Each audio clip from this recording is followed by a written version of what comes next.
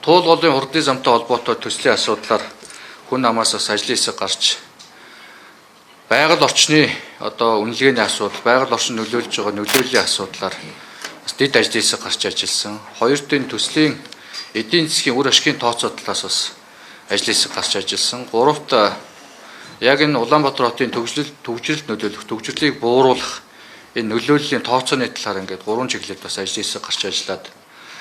За энэ Туулгын хурдны замын төслийг болвол яг энэ 2.3 их найдаар байгаль орчиндөө халтаа, эдийн засгийн хувьд үр өгөөж муутай, тэгээ төвжирэл бодиттой нөлөө үзүүлэх боломж тооцоо муутай энэ төслийг болвол цааш нь өргөжлүүлж явуулах яг энэ трасын дагуу болвол шаардлагагүй. Энэ болвол үр ашиггүй төсөл гэж үзсэн гэдгийг бас та бүхэнд хэлье.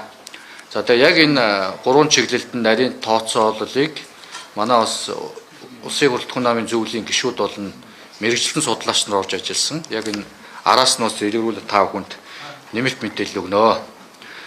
За энэ төсөл дээр бол байгаль орчны яамнаас төр зогсоосон байгаа юм билээ. Удахгүй өргөжлүүлнэ гэсэн мэдээлэл өгч илээ. Тэгэхээр Улсын хурлын намын зөвлөл бол энэ дээр цааш нь энэ трасын дагуу өргөжлүүлэх шаардлагагүй. Харин уулын зам дагсан замаа өргөтгөөд тэрийг 4 үгнээ болгоод тодорхой хэмжээний баруун Улаанбаатар хотын баруунаас зүүн тишээ, зүүнээс баруун тишээ нурсгалыг бас төгжрлийн бууруулах байдлаар шийдэж явж болох юм. Энэ бол Улаанбаатар хотын төв төгжрөл, Улаанбаатар хотын төвийг тойрсон төгжрөлд бол бодиттой нөлөө байхгүй гэж дүгнэж.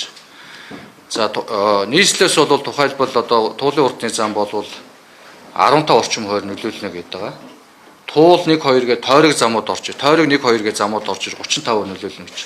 Гэтэл тойрог 1, тойрог 2 зам нь Туулгын хурдны замын төсөв төртөг буюу 2.3 их найдаас төгрөгөөс дахиад 3-аас 4 дахин илүү хэмжээний төсөв хөрөнгө оруулалт шаардна. 6-аас 8 их найд төгрөг. Тэгэхээр гадаад нөхцөл байдал, дэлхийн улс орнуудын нөхцөл байдал, мөргөлдөөнтэй холбоотой нефтийн үн өсөж байна. Бүх түүхийн эдийн үн өсөж байна. Ийм үед бол ийм томоохон хэмжээний төсөл хөтөлбөр яваад цаг хугацаанд дуусаад бодиттой нөлөө үзүүлэх боломж бол багтаа гэж дүгнэж.